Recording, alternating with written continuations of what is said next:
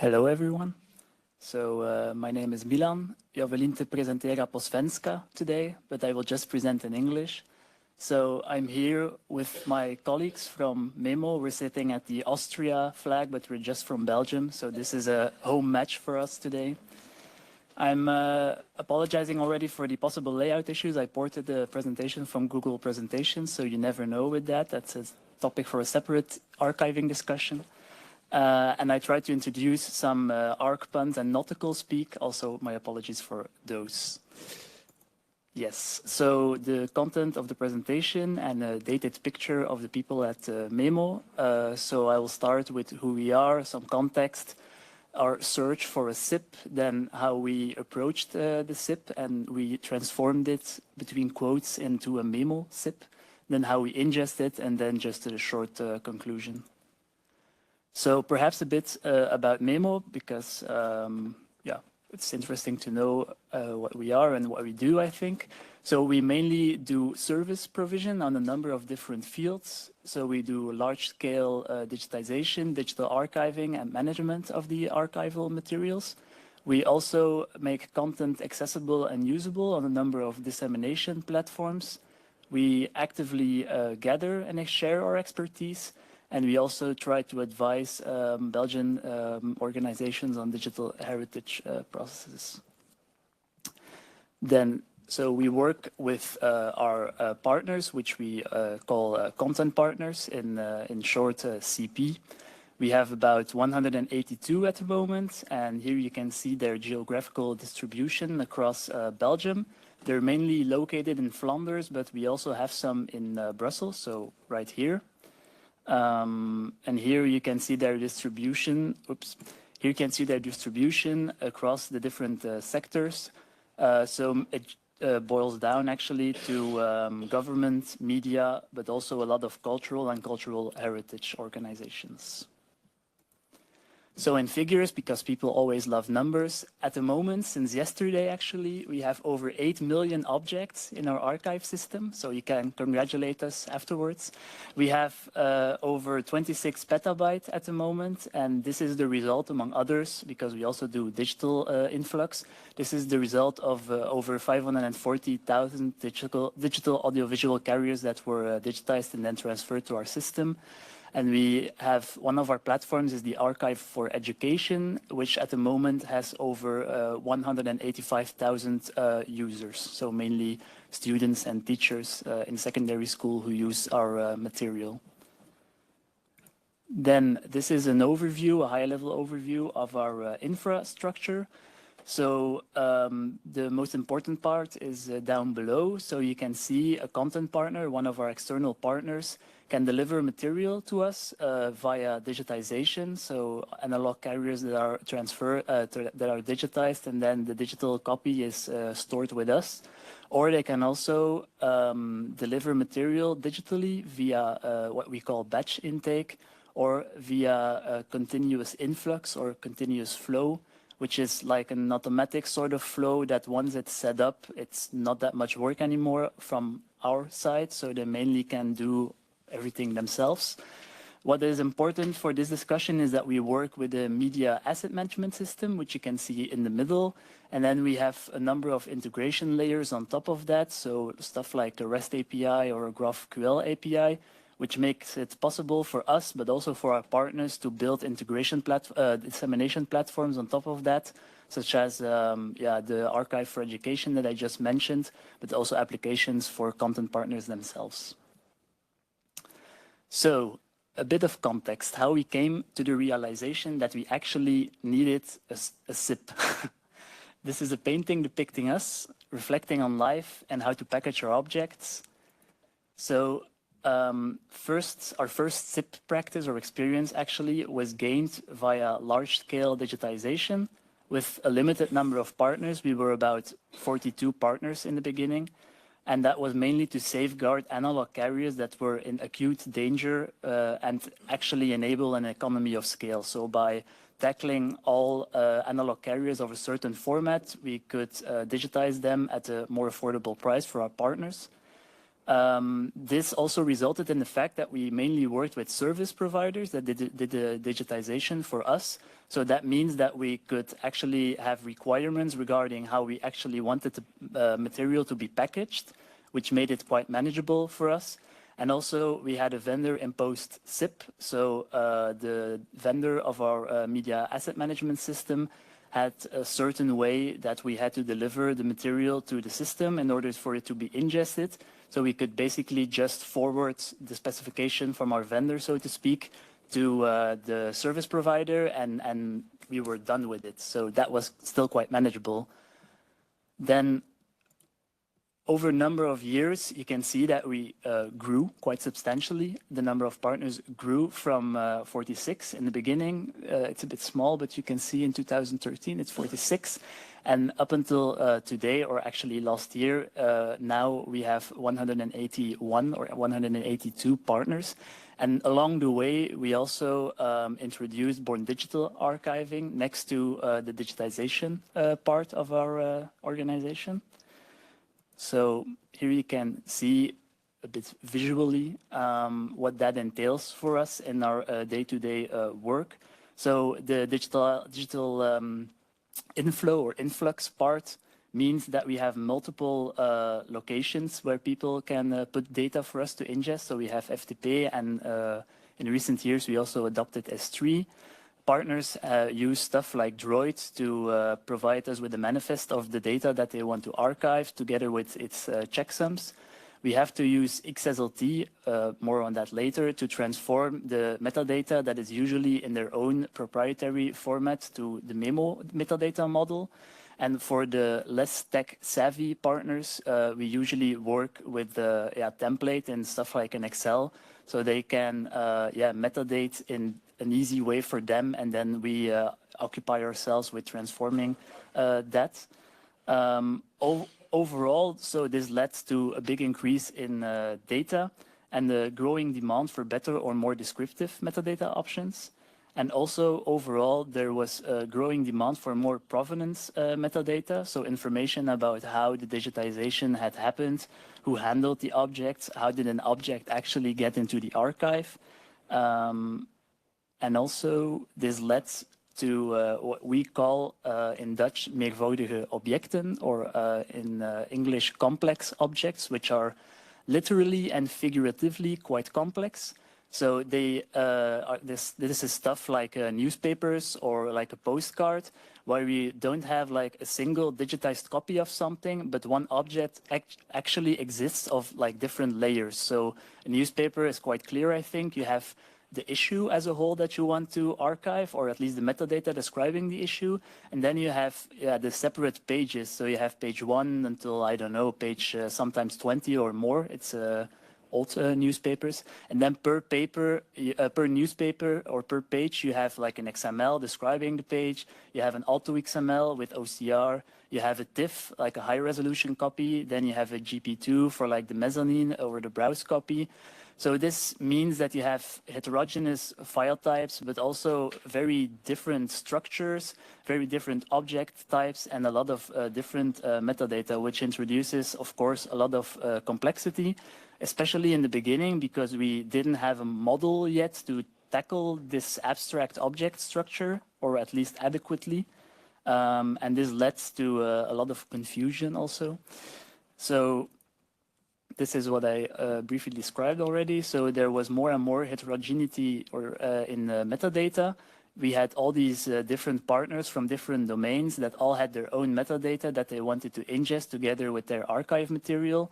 And historically, our own metadata model that was and is used in our media asset management system was based on audiovisual broadcaster stuff. So you can imagine that if a museum wants to ingest something, that they have totally different needs for descriptive metadata than a big broadcaster has. So this led to some problems where we had to find ad hoc solutions and sometimes introduce new terms in our metadata model without a thorough exploration of available models that captured that specific term, because we just needed a quick solution to be able to ingest. And then this led also to some mitigation strategies, sort of, because not really. So we divided the digital influx into different workflows. On the one hand, we had the batch intake, which was still a largely manual workflow. And then on the other hand, we introduced a continuous automatic flow for larger partners with a lot of technical know-how, so they could implement it themselves and semi-automatically just ingest material. Our vendor introduced a new SIP or a new format for us to ingest stuff like newspapers. And then we also had a lot of custom services that were offered to our partners via project managers. This all kind of works, but it increases the complexity and the overhead, especially regarding the manpower needed. So it was clear to us that this was not scalable or tenable in the long run. So then we set sail for a new SIP. And we came aboard the E-ARK, also with a nice painting or a drawing of a boat. So we had a couple of requirements for the SIP. A new SIP design should, you can see it there, have a formal and mature specification so we could implement it ourselves so that everything was clear to us.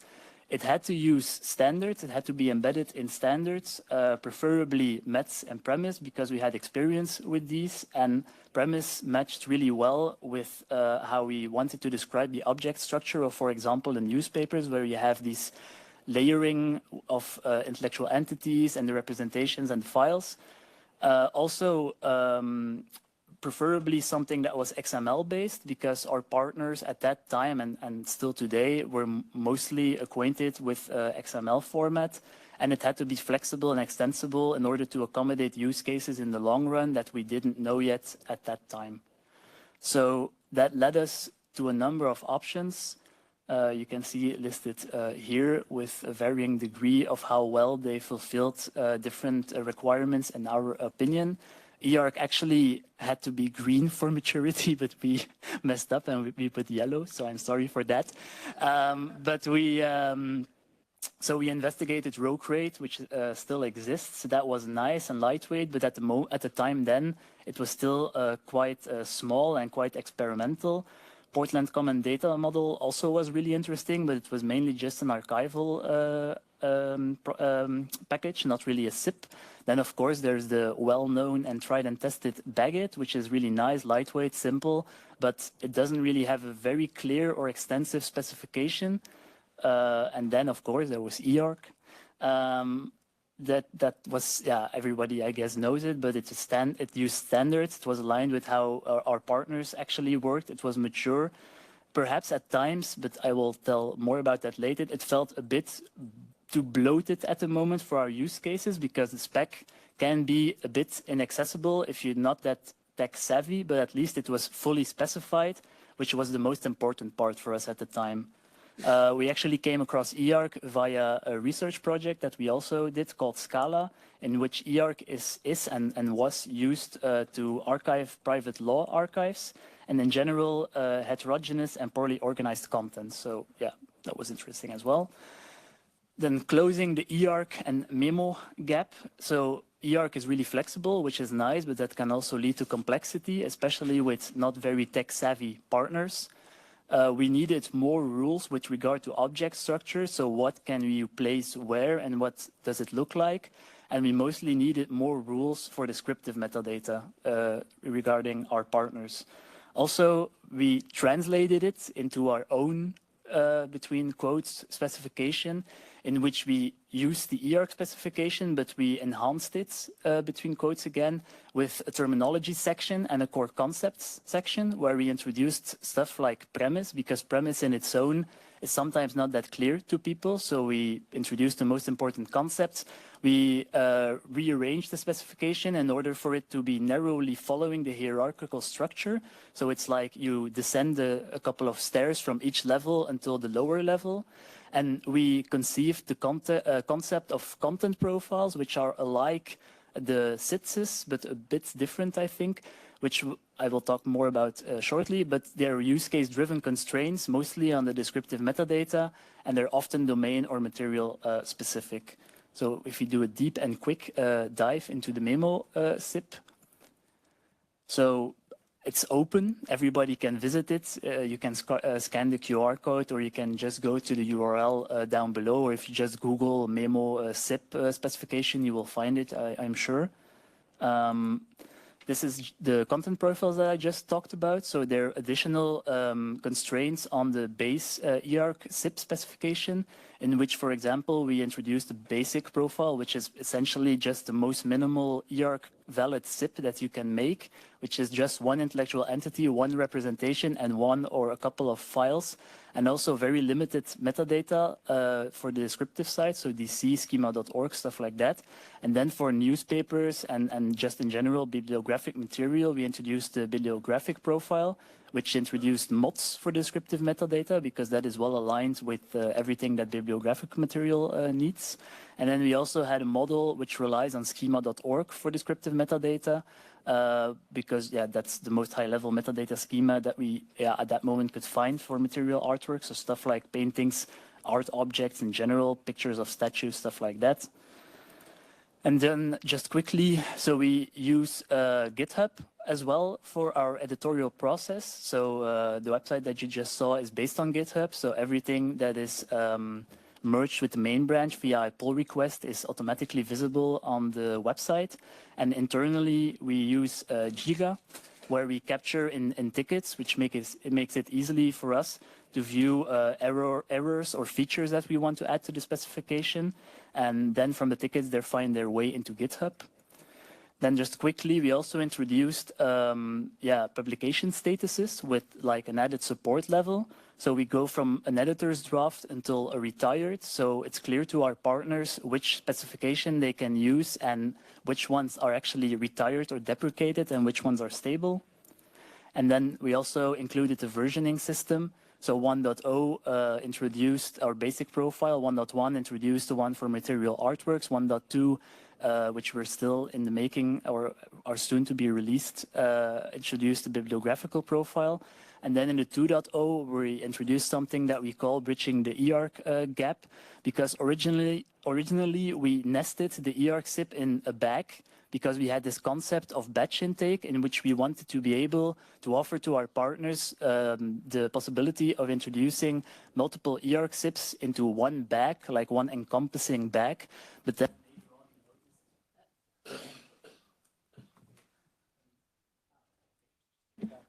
okay, I'm sorry. So later we noticed that nesting it in a bag actually introduced more complexity and was not really needed for that. So we removed that again, and we're planning in 2.0 to release a fully valid, compliant E-ARK SIP specification.